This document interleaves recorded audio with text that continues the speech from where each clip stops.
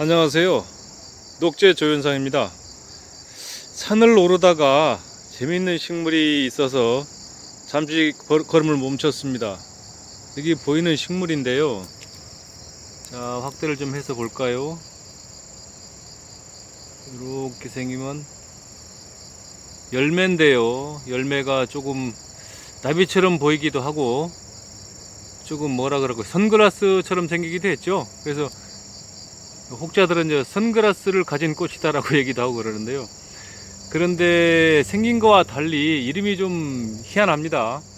꽃을 좀 볼까요? 꽃이 여기 있습니다. 빛이 정면으로 들어오니까 꽃이 좀 빛이 반사가 되는 것 같은데요. 꽃은 아주 예쁩니다. 아유, 빛이 너무 강해서 꽃이 잘 안 잡히네요. 다른 꽃을 잡아오겠습니다. 좀 그늘진 곳에 펴있는 꽃으로 가봅니다.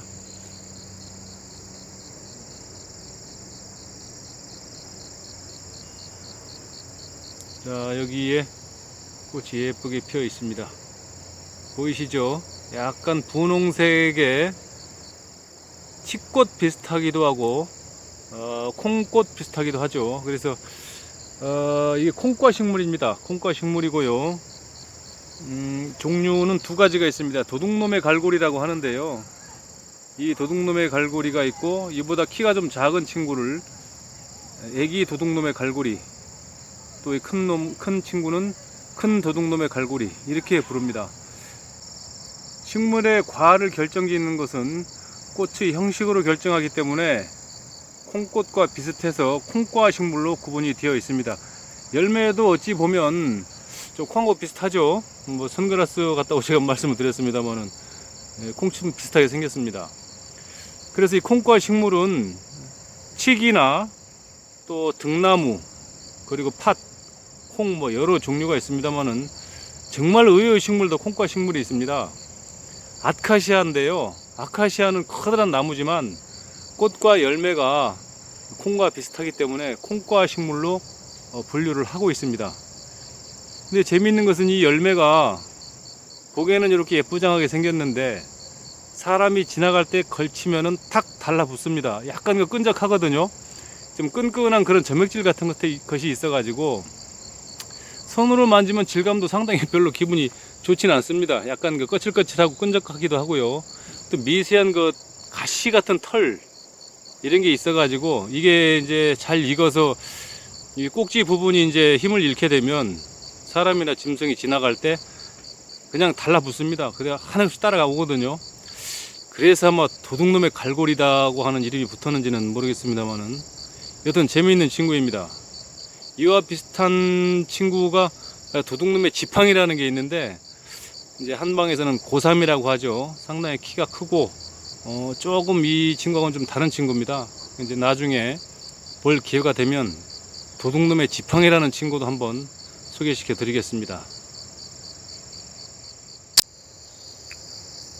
오랜만에 당귀를 만났습니다. 우리가 흔히 말하는 참당귀인데요.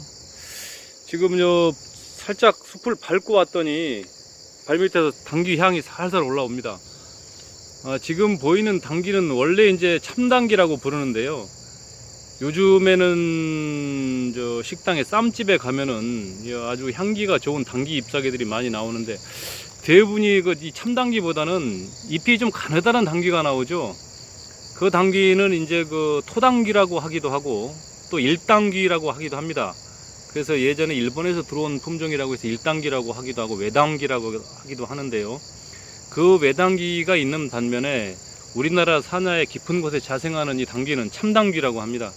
그래서 부인병의 대표적인 약으로 이용하는 이 참당귀는 강원도나 깊은 산 오지, 골짜기, 습지에 가면은 많이 있고요. 또 비탈진, 급경사 지역에도 많이 있습니다. 그래서 이 참당귀는 우리나라에서 한방에서는 완전히 대표적인 여성의 약으로 이렇게 알려져 있거든요. 그 중에 제일 중요한 약성이 고혈 기능입니다. 피를 만들어내는 역할을 하는 약초이기 때문에 뭐 십전대보탕이라든가 기타 보약에 이용되는 가장 대표적인 약초 중 하나죠. 특히 여성에게는 거의 뭐 신약이라고 할 정도로 효능이 좋은데요. 그 이유는 이 당귀가 보혈 작용과 더불어 자궁 수축 기능도 같이 하기 때문에 뭐 임신 출산 전후에서도 약재로 많이 이용하고요.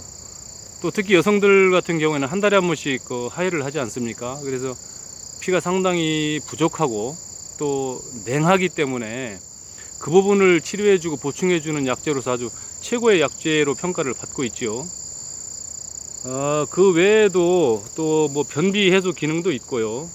기타 아주 정말 그 좋은 기능이 많은데 제가 일일이 여기서 다 열거하기는 어렵습니다.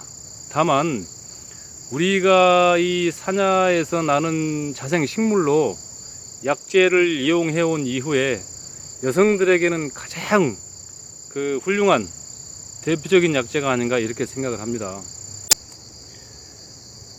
네, 그래서 한방에서 얘기하는 여성을 위한 3대 약재가 바로 이 당귀, 그리고 어머니를 위한 약초라는 익모초, 그리고 구절초를 꼽죠.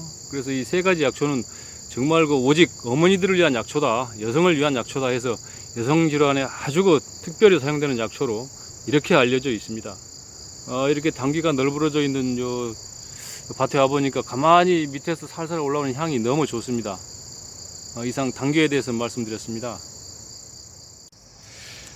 여기에 제가 산책을 하다 보니까 아주 그 귀한 식물이 있어서 지금 촬영을 하고 있는데요.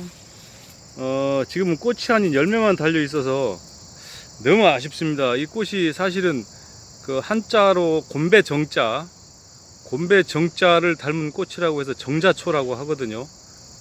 그런데 아쉽게 꽃이 다 져버리고 위로 향해 솟구친 열매만 달려 있습니다. 정말 보기 어려운 꽃이어서 꽃이 펴 있는 장면이었다면 그 은은한 청자색, 그 하늘색보다 더 진한 짙푸른 그 청자색 꽃이 곤배정자 비슷한 것 같지는 않은데 하여튼 그 좀 형식이 꽃잎이 하늘 향해 벌어지면서 그 밑으로 바로 그 암술 수술 부위가 밑으로 쳐져 있어서 어떻게 보면 옆에서 보면 정자 같기도 합니다만은 하여튼 그런 이름으로 이 정자초, 정향풀, 이제 정자초란 이름이 붙었는데요. 원 이름은 정향풀입니다.